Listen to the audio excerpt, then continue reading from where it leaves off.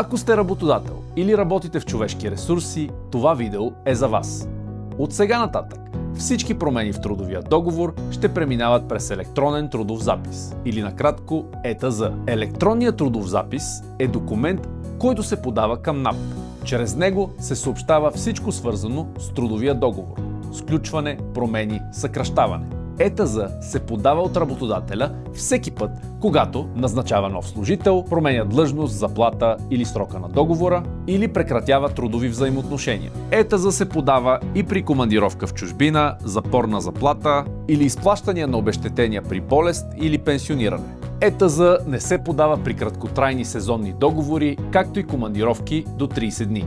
Работодателя може да подаде записа онлайн с електронен подпис през портала на НАП или на електронен носител в офис на НАП с придружително писмо. Ако имате въпроси към електронните трудови записи или нужда от съдействие, Elia Accounting е на среща. Ние ще ви помогнем да подадете всичко правилно и на време.